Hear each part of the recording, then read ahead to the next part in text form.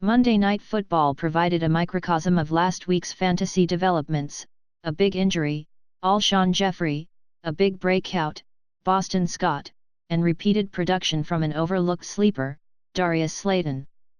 Those types of situations were happening everywhere you looked on Sunday, creating a plethora of Week 15 fantasy waiver wire pickups and free agent ads.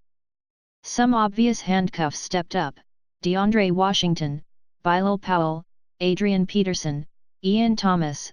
Other injury fill-ins produced: Breshad Perriman, Hayden Hurst, and several players continued their under-the-radar stretch of solid performances: Raheem Mostert, Ryan Tannehill, Cole Beasley.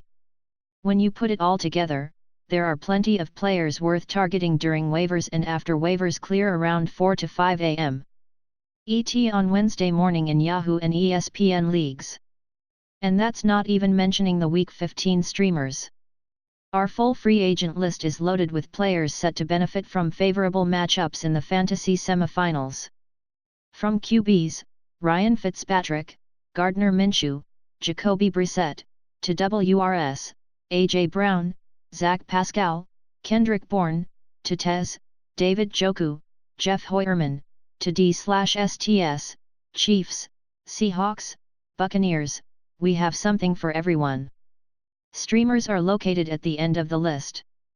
You can even check out our Week 15 kicker rankings if you think kicker matchups matter, which they don't, but we don't judge you if you think they do. As we said last week, now is not the time to save your waiver claims. Because of injuries, there are legitimate pickups at every position who would warrant high waiver claims at any week. But even if you are just looking for a stream, you have to do whatever it takes to get the player you need. Sure, there will probably more worthwhile pickups next week, but you have to get there first, and there should be even fewer owners in your league looking to make pickups. Top fantasy football waiver wire pickups and free agent ads for Week 15. Unless otherwise noted, only players owned in fewer than 50% of Yahoo leagues considered. Darius Slayton, WR, Giants.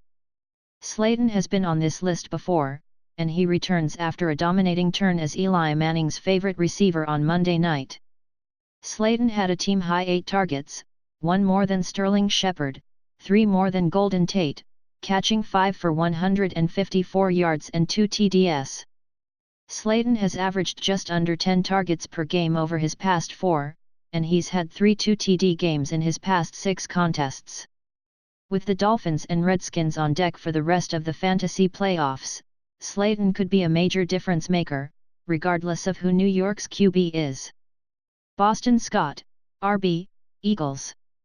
Scott provided a real boost to the Eagles' offensive attack on Monday night, rushing 10 times for 59 yards and a score and adding another 6 catches, 6 targets, for 69 yards. Scott looked better than Miles Sanders as both a runner and receiver, and it seems likely that he'll continue to get playing time if Jordan Howard, shoulder, misses time. Even if Howard returns, Scott might have earned playing time over Sanders as the change of pace/receiving back. Either way, he's worth an ad in PPR leagues with the Redskins on tap for Week 15. Nelson Agholor, WR, Eagles, or Greg Ward or JJ Arcega-Whiteside. By the end of Monday night's game, Philadelphia was down to one healthy wide receiver, Greg Ward. Seriously. Alshon Jeffery left early because of a foot/ankle injury, and JJ Arcega-Whiteside limped off with a late hamstring injury. It's unclear if Agholor, or Jeffery or Arcega-Whiteside, will be ready for next week, so it's possible Ward and some free agent signees will be starting next week.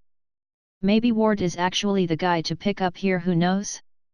Agholor has at least proven something and would be heavily targeted next week against the Redskins if he's back, but we'll have to see who's healthy and worth a late week free agent pickup. David Njoku, T. Browns. Njoku's return from a wrist injury didn't go well, as he caught just 1 of 3 targets for 4 yards. But he played 10 more snaps and had 2 more targets than Ricky Seals-Jones, so he remains the preferred pass-catching TE option in Cleveland. Against Arizona, who's still allowing by far the most fantasy points per game to Tez, Njoku could pay off in a big way.